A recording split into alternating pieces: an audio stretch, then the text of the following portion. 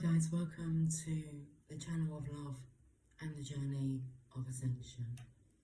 I feel like I'm still in a sweet, restful disposition. But I'm also here to help and support the divine masculines. Well, the collective, but I feel whilst the feminines are sleeping and resting, let's tap into the divine masculine's energy, which we are all capable of doing, seeing as that's what we're made up of. The saliva in around the lips is happening again. Okay.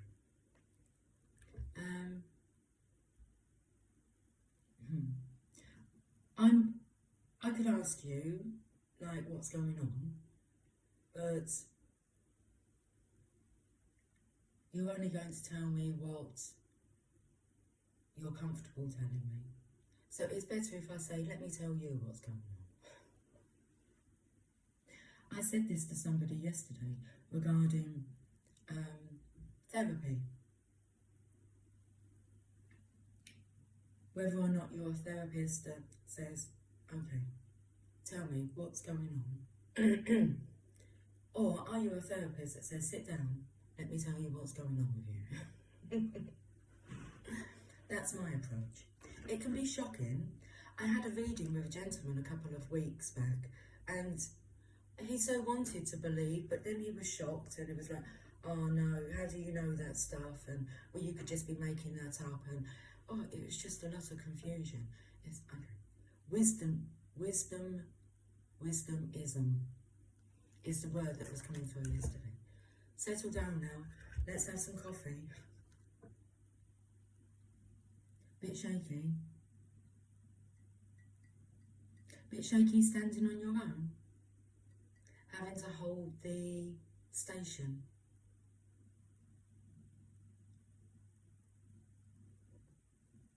In the feminine's peaceful disposition, she is holding space for both the feminine and the masculine. She's maintaining the balance. So I'm going to pull some Rider-Waite tarot cards because these are the traditional tarot cards. My version is called the Radiant. I believe that's what it's called, the Radiant Rider-Waite.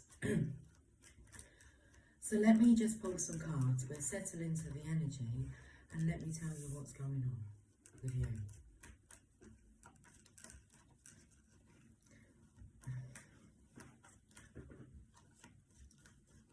I have the most unhappiest card out in the deck. And this card is, well, this character is very closed off. He has his arms folded, his legs are crossed, which I feel he's not grounding the energy, but he is being grounded. It's like a punishment. It's a form of self-punishment. So you're punishing yourself. You don't want to. Let me tell you where this energy takes me to. When my children would do something that they knew I would disapprove of, they would get themselves into a mood with themselves. So I wouldn't tell them off. I wouldn't say anything. Maybe it's just a look I gave. But they would know that I would be disapproving of that behaviour. But because I didn't tell them that, or put forward some form of punishment, they would get like really angry at me. And I would say to them things like, do you want me to go and turn the Wi-Fi off? Like, do you want me to take something away from you as a form of punishment?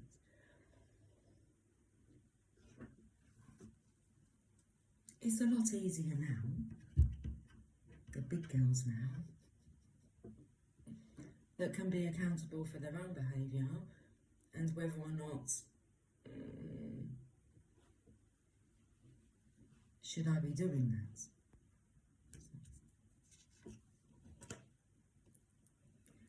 A bit shaky. The Four of Cups.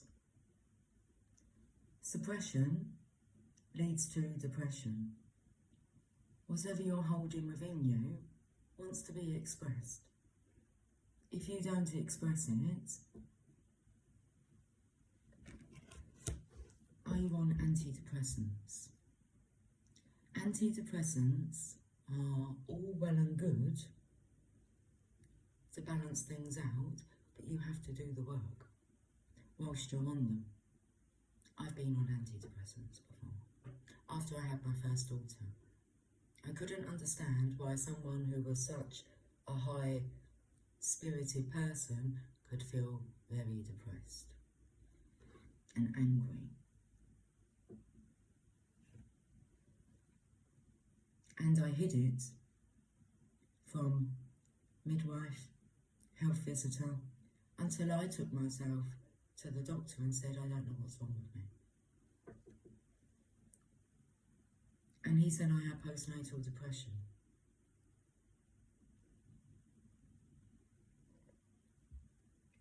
And he put me on these tablets.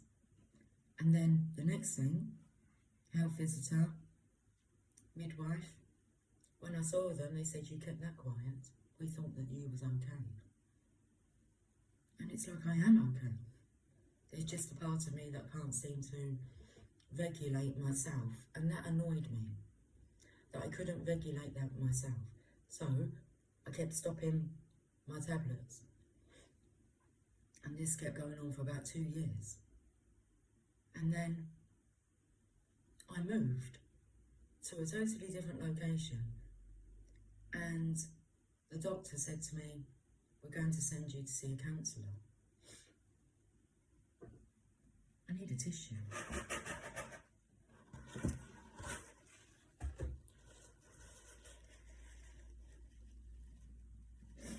And I told her nothing.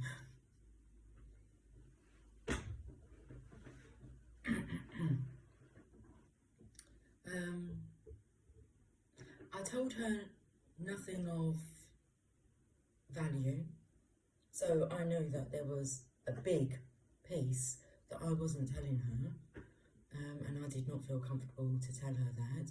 So she never was aware of it. The conclusion that she came to was my mum was a bitch, and I wouldn't choose to have somebody like that in my life as a friend. If it was basically, if she wasn't your mum, would you choose to have that kind of person in your life?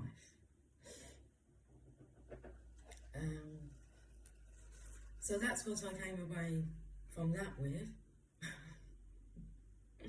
And that I was breaking some kind of like curse, generational curse. And we're not going into a discussion whether or not the characteristics of my mum made her a bitch.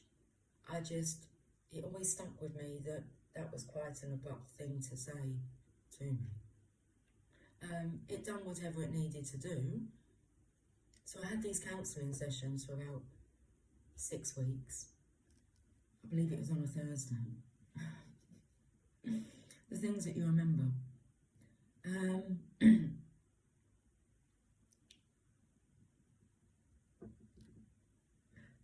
Personal development, understanding oneself,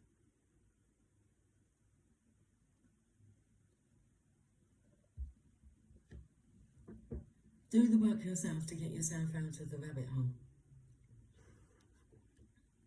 Okay. I was a bit scared then when I fell pregnant with my second daughter about whether or not these emotions would come back again.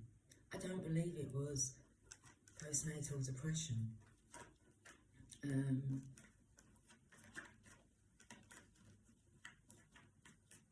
I want to say it was like postnatal protection. I felt very protective over my daughter. There was no like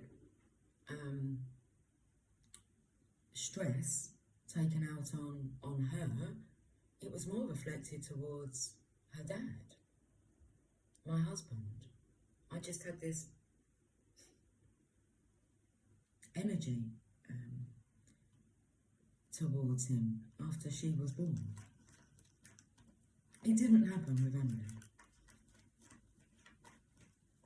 Well, I haven't been on antidepressants since. It really bothered me that I couldn't bring myself back into balance. We've had one card.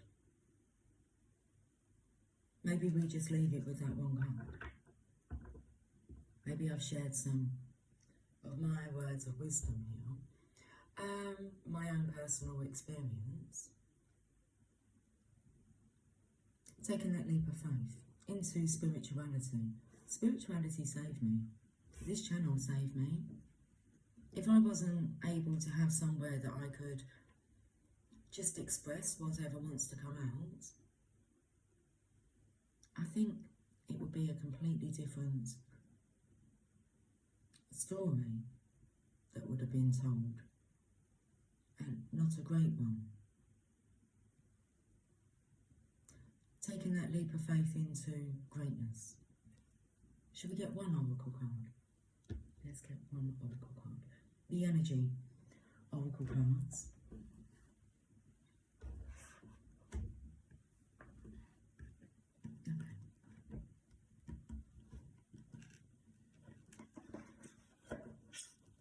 Suppression leads to depression. It's not healthy to keep it all bottled up.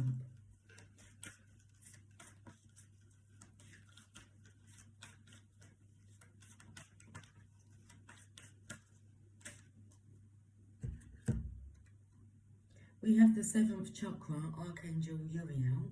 It's in reverse. This is your connection with spirit. Infinite intelligence, divine wisdom. You are a wise one.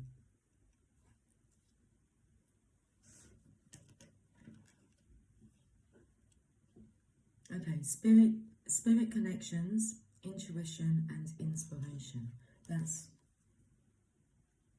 But we have it in reverse.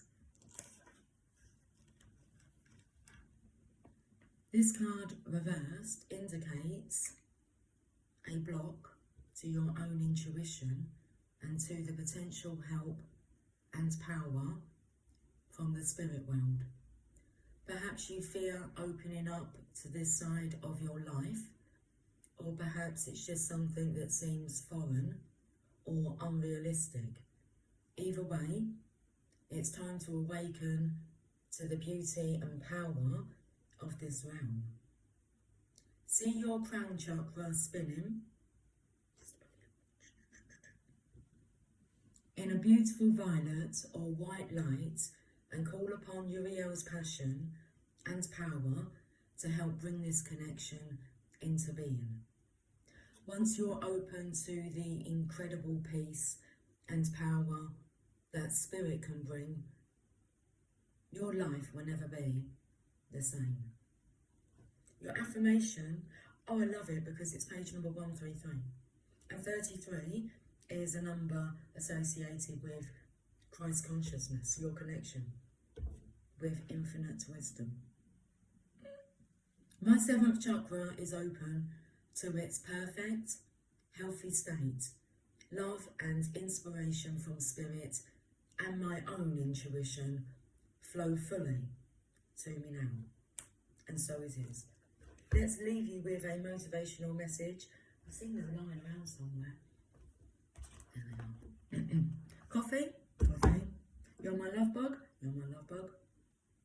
Cheers? Cheers. We're going to have a good day. A genuine good day.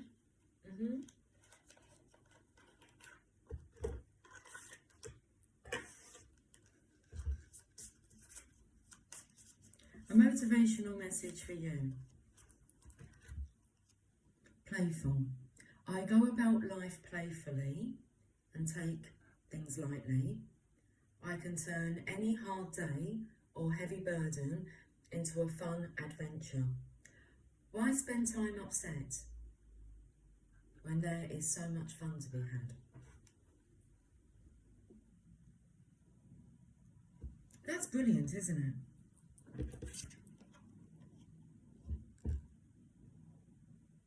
Why spend time upset when there is so much fun to be had? I love you all dearly. I will speak to you soon. Until then,